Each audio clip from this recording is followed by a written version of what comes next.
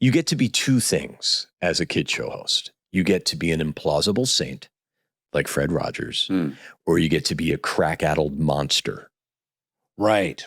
There is no in between. Right. You get bifurcated and marginalized to the extremes. You can't be a flawed and struggling human being who has qualities of great wisdom to share and to help educate, but also has struggles. Rainn, you're saying everything perfectly. Like this is the way, this has been a struggle of mine. You know, I used to always feel like, dear God, I'm screwed because I'm going to disappoint everyone by being normal.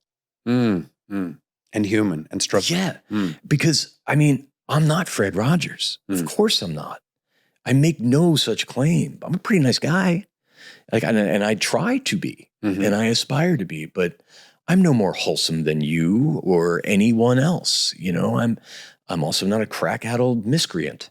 You know, I am a person with wonderful qualities and flaws, just like anybody else. And I've always felt like, man, do I get to be that?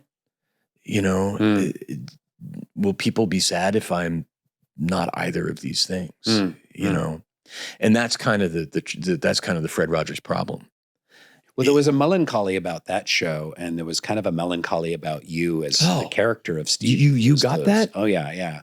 And maybe that's what made it so riveting, and especially for children, there was a genuine vulnerability. God, I absolutely agree. I mean, it's actually really wonderful to hear someone who I admire noticing those things, you know, because I was trying to do that. And it's, I can say it now, but you know, it was always kind of a struggle on the set of Blue's Clues.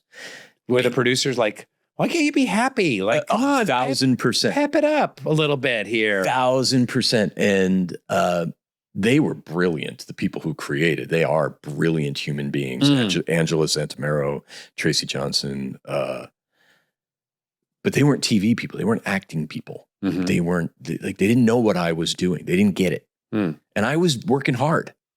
You know, I was like, look, I didn't write this show. I didn't create the show, but this camera thing, that's mine. Right. That's what I'm doing. Yeah. And I'm working really hard at that. You know, I am trying to add these human colors to it. And they would often say things like, that looked sad. That looked mean. You know, that looked, I'm like, I don't know if that's true. And it was always this struggle. And I always told them, it's like, I got my best work done while you were checking your email. You know, I would sneak it in there, and to hear that got through is great. And I suspect you're right that all these years later, if I do kind of have special access to that generation that watched it, if that relationship was viable and believable, it's because of those human things that weren't what you were saying, that weren't just peppy, monochromatic. You leave the show, you hand it off to your fictional brother, Joe, or whatever. Who I saw last night. Yes. Nice. He's a dear friend of mine. Oh, great. And a wonderful guy. He's no Steve from Blue's Clues. No, sorry. he's not. No, he's not. But what happens then for you and on your mental health journey? I was still not addressing any of the mental health problems. That's when I was like, now it's time to be bad. Right. I had no desire ever. Did you rage? I tried, but I never wanted to kill Steve. You know, I never wanted to do that. It was precious to me, you know, and still is very much so. But I wanted to go out and party and meet girls and be famous, but I wasn't. I was famish, you know, which is like being famous without public dignity, really.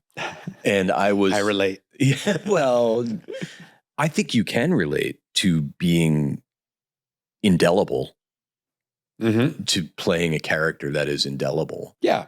And, you know, my struggle, I think to a more limited degree than yours, is just, I'm going to be known as the guy who played Dwight. And a lot of people see me and they just see Dwight. Yes. And people call me Dwight. Yeah. And they call you Steve, but you said, you wish that it had been like Bobby or anything else, Eddie from Blue's Clues, other than Steve, and separate yourself from the character. Robespierre. Yeah. But that is, it is a very particular burden to be known for one of these characters that I've played. I've played dozens of characters in theater. I've played dozens of characters on TV, dozens in films. This is the one that broke through. I'm so grateful. But, it is a struggle being known just as one character. Now, if you're a certain kind of an actor and you're limited as an actor and there's one character that you do, like there's one kind of comedic character that you do, and then that's you. If you're Buddy Hackett and you're all rah, rah, rah, and that's what you play for your whole life, that's great. God bless you. But I came from theater training about transforming into characters. Dwight was a transformation that I made. Dwight was like, let me design the most unflattering haircut known to man. It was bad. Thank you. How does he listen? How is he in his body? What role does he play comedically against Michael and against Jim? How is he different from me? How is he similar to me?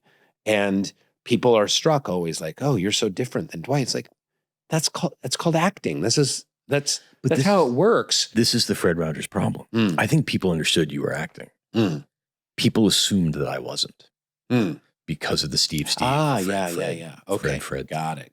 And when I'd show up at the club, with my Camel Lights, you switched from American Spirits to Camel Lights? I think I switched to American Spirits from Camel Lights. Okay. Actually, no, that's not true. I'm now lying. I quit smoking while I was on the show. Okay, all right. Because I was outside taking a break in the wardrobe, and smoking a cigarette. Someone took a picture. Somebody's kid walked by and said, Steve, and I was like, I am done smoking. Oh, nice. I cannot be a person who smokes. Yeah. But yeah, when you're at the club trying to meet girls, and they're like, sing the male song, you're like, oh, shit. People see me in this way. Yeah. And in no other way. The Soul Boom Podcast. Subscribe now on YouTube, Spotify, Apple Podcasts, and wherever else you get your stupid podcasts.